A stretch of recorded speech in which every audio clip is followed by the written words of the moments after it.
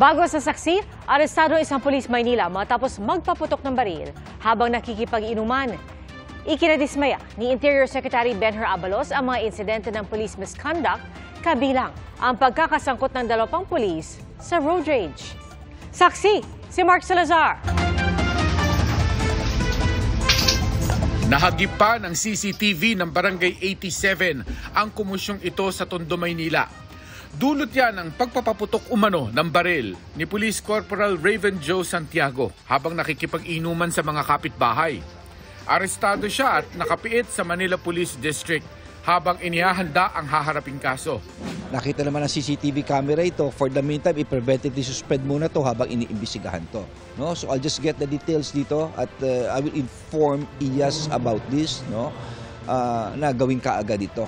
Dismayado ang Interior Department sa sunod-sunod na ulat ng police misconduct. Lalo't kahapon lang, isang Police Staff Sergeant Ernesto Camacho at isang Police Staff Sergeant Robert Cabudoy ang nasangkot sa road rage sa Valenzuela.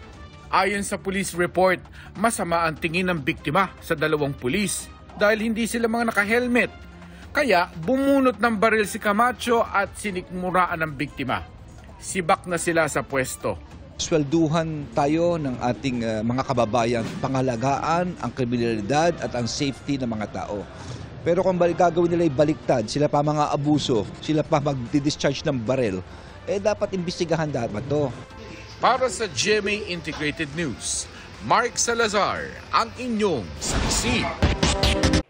Mga kapuso, sama-sama tayong maging saksi. Mag-subscribe sa GMA Integrated News sa YouTube at para sa mga kapuso abroad, samahan niyo kami sa GMA Pinoy TV at sa www.gmanews.tv.